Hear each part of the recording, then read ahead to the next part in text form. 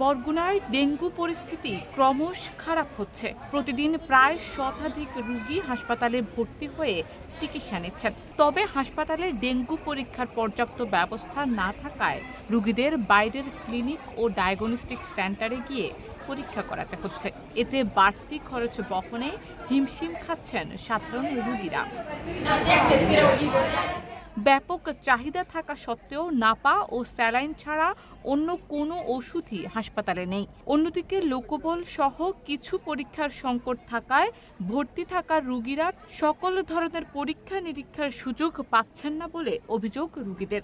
মশারি যায় না, তো ডেঙ্গু তেমনি বাড়বে। এত আইনের যারা আছে সেবা করে এরাই বাড়ায় ডেঙ্গু, এত মনে করেন অন্য মানে বাড়ায় না। নাহলে প্রত্যেক বেড়ে কারণ এই দেওয়ার কথা না, আপনার মশারি কোনো একটা মশারি নেই, কিছু না, তো ডেঙ্গু দ্বারাই বাড়ায়। এটাই চলতে আছে বরগুনা, দেখতে আছি আমি, এটাই চলতে আছে সবসময়। আমি 3 দিন থেকে আইছি, তার মধ্যে পাই নাই, পাওয়ার মধ্যে পাইছি 3টে স্যালাইন দিছে, ওই পানি আর একটা দিছে আপনার খাবার স্যালাইন দিয়েছে, আর নাপা মানে 4টে ট্যাবলেট দিয়ে দিয়েছে, আর কিচ্ছু আমি হাসপাতালে পাইনি। খালি স্যালাইন 3টে পাইছি, আর তো সব বাইরে দিয়েই ঔষধ পানি সব কেনা লাগে আর কি, বাইরে দেওয়া টেস্টও বাইরে থেকে করা লাগে। আর আমরা এই জায়গায় কোনো টেস্ট পাইতেছি না। আমাদের বাহির দিয়ে 3টে টেস্ট করতে হয়েছে টাকা দিয়া। বাইরে থেকে টেস্ট করতে হলে আমাদের বেশি টাকা লাগে, আর যদি হাসপাতালে সুযোগ সুবিধা থাকতো তাহলে তো আমরা কিছু টাকা কমে পারতাম। সমস্ত টেস্ট বাইরে দিয়ে করা লাগবে। আর কালকে সকালে একটা টেস্ট করছি, বিকেলে টেস্ট করতে পারি না, বৃষ্টির কারণে যাইতে পারি না, গায়ে জড়ালে ডাক্তার কইতেছে আপনি বিকেলে টেস্ট করলেন না কেন? আমি স্যার বৃষ্টির কারণে যাইতে পারি না, আপনি বলে চলে যান।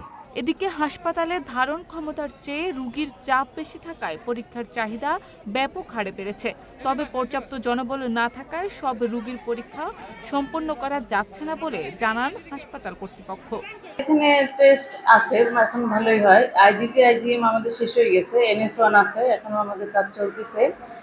আর সিবিসি ওই ব্লাডের কাউন্ট যেটা, সেটাও হইতেছে আমাদের প্রতিদিন 80-90টা করে সিবিসি হইতেছে। আর NS1ও 50টা 60টা করে গড়ে হইতেছে আমাদের প্রতিদিনই। না, আমাদের কোনো সংকট নাই। আমাদের সমস্যা হলো আমাদের জনবল কম এবং আমরা কোলাইতে পারতেছি না, অনেক চাপ। আমরা কাজ করতে করতে 3টা-4টা বাজে যায়। আমাদের রিপোর্ট তো আমরা প্রতিদিনেরটা প্রতিদিন দিয়ে দিই, অন্য সব জায়গায় তো রিপোর্ট পরের দিন যায়। হ্যাঁ, ব্লাড রিলেট করতে তো সময় লাগে।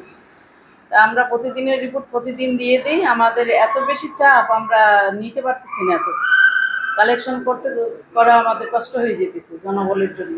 চলতি বছর এখন পর্যন্ত ডেঙ্গুতে আক্রান্ত হয়ে জেলার বিভিন্ন হাসপাতালে মোট 2779 জন চিকিৎসা নিয়েছেন। এর মধ্যে শুধু বরগুনা জেনারেল হাসপাতালেই চিকিৎসা নিয়েছেন 2523 জন রোগী। তাদের মধ্যে বরগুনা হাসপাতালে চিকিৎসাধীন অবস্থায় মৃত্যু হয়েছে 6 জনের। বিশেষ করে এই যে হাসপাতালে এই টেস্টগুলো হতো না, বিশেষ করে ডেঙ্গুর যে টেস্টটা, এখানে তারা সংকটের কথা বলে তারা রোগীদেরকে বাইরে যেতে বাধ্য করেছে। তবে সচেতন নাগরিক কমিটির সভাপতি হিসেবে আমাদের দাবি হচ্ছে যে এই টেস্টটি কিন্তু এখন এখানে সংকট নেই, এখানে হাসপাতালে যাতে হয় সেই ব্যবস্থাটা করা। একই সাথে আমরা তত্ত্বাবধায়কের সাথে কথা বলে যেটা জেনেছি যে যেহেতু বেশি রোগী, একসাথে প্রায় 200, এই 200 রোগীর টেস্ট একবারে করতে গেলে তো সম্ভব না। গড়ে 50-60টা, গতকালকেও 7টা হয়েছে, আজকে বলেছি 100টা করার জন্য। তো মেশিন ছোট, এটা লোড নিতে পারে না, অতিরিক্ত করলে মেশিন গরম হয়ে যায়, বাস্ট হতে পারে। তবে আমরা এখন ইনডোরে যে রোগী ভর্তি তাদের কিন্তু আমরা এইখানেই করাচ্ছি, তাদের বাইরে যাওয়া নিষেধ। আর আউটডোরটা আমরা এখন সক্ষমতার বাইরে। খুব শিগগিরই আমরা স্বাস্থ্য মন্ত্রণালয়ে বড় রকমের সেল কাউন্টার চেয়েছি এবং আশা করি পেয়ে যাবে, তখন আমরা আরও করব। এছাড়াও একটা জিনিস বলে রাখা ভালো, একটা মেডিকেল কলেজ কিন্তু শুধুমাত্র একটা জেলায় সব টেস্টের বা সব কিছু ধারণ করতে পারে না। অবশ্যই সেই ক্ষেত্রে বেসরকারি সাপোর্ট লাগবে। আপনি বরিশাল দেখেন, ঢাকা দেখেন, প্রত্যেকটা জায়গায় কিন্তু বেসরকারি সংস্থাগুলো আছে, বেসরকারি ডায়াগনস্টিক আছে। এইখানে বরঞ্চ বেসরকারি ডায়াগনস্টিকগুলা, বড় বড় ডায়াগনস্টিকগুলার মান বাড়ানো উচিত, রিপোর্টের মান। কারণ একা তো 15-16 লক্ষ মানুষের রিপোর্ট করা একা একটা জেলা সদরের পক্ষে সম্ভব না। শারমিন নিশু, ঢাকা পোস্ট।